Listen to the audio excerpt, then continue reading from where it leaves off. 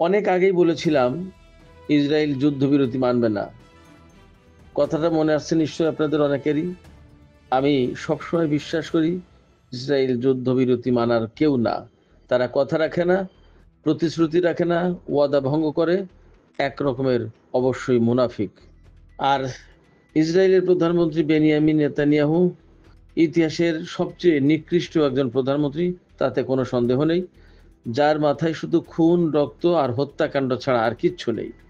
এত বেশি ফিলিস্তিন বিরোধী কোনো প্রধানমন্ত্রী সম্ভবত ইহুদিবাদ ইসরায়েলে আর হয়নি।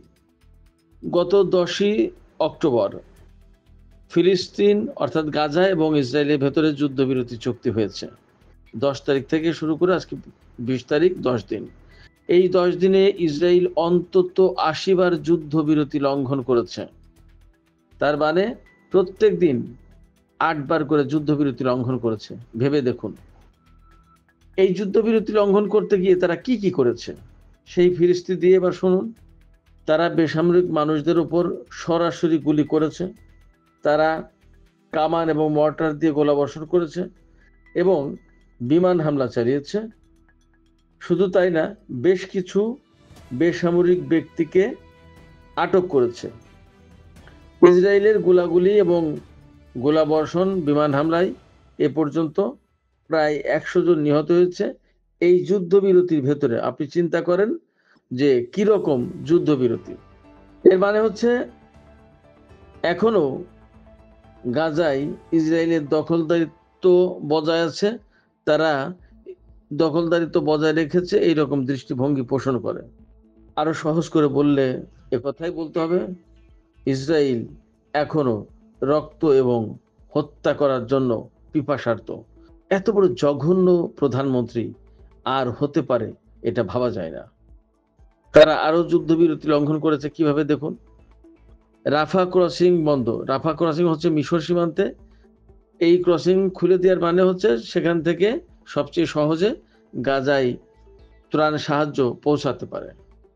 আপনাদেরকে একটু বলে রাখি, হামাস এবং ইসরায়েলের ভেতরে যখন যুদ্ধবিরতি চুক্তি হয় তখন সেই যুদ্ধবিরতির ভিতরে যে সমস্ত পয়েন্ট, গুরুত্বপূর্ণ পয়েন্ট ছিল, সেই পয়েন্টের একটা হলো গাজা এবং ইসরায়েল অর্থাৎ হামাস এবং ইসরায়েল দুই পক্ষই শত্রুতা বন্ধ করবে, যুদ্ধ বন্ধ করবে, অর্থাৎ যুদ্ধবিরতি হবে। এই যুদ্ধবিরতি কার্যকর হলে গাজার উপর থেকে ইসরায়েল অবরোধ তুলে নেবে, যে সমস্ত ক্রসিং ইসরায়েল অবরোধ তুলে নেবে।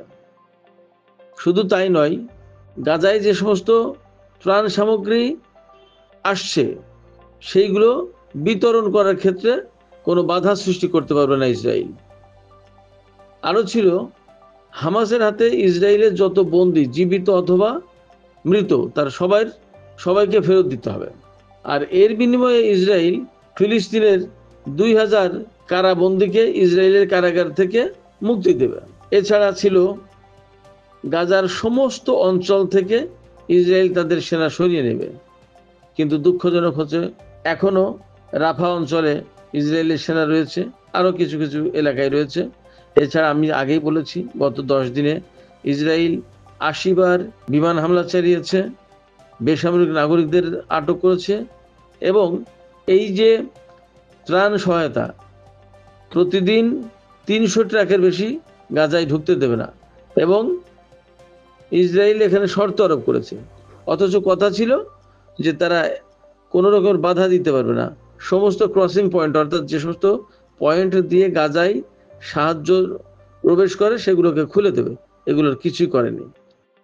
হচ্ছে ইসরায়েলের কথা কোনো দিন বিশ্বাস করা যায় না, তারা কখনো বিশ্বাস রাখে না, তারা একটা বিশ্বাসঘাতক শক্তি। যাই হোক, তবে এর ভিতরে আমি আপনাদেরকে একটা আশার বাণী শোনাই। সেটা হচ্ছে এই, ইসরায়েল কোনো মতেই গাজাকে বা হামাসকে বা ফিলিস্তিনের ইসলামী প্রতিরোধ আন্দোলনগুলোকে আটকে রাখতে পারবে না। এই কারণে যে যখন হামাসের বিরুদ্ধে 2 বছর যুদ্ধ করার পরে তারা গাজা পরিপূর্ণভাবে দখল করতে পারেনি, হামাসকে অস্ত্র সমর্পণে বা আত্মসমর্পণে বাধ্য করতে পারেনি, কিংবা হামাসের হাতে যে সমস্ত বন্দী ছিল তাদের কাউকেই প্রকৃতপক্ষে উদ্ধার করতে পারেনি। তখন পরিষ্কার বার্তা আমাদের সামনে এই, যে এই হামাসকে আর তারা কখনো পরাজিত করতে পারবে না। আজ হোক কাল হোক, অবশ্যই হামাস ইসরায়েলের বিরুদ্ধে বিজয়ী হবে।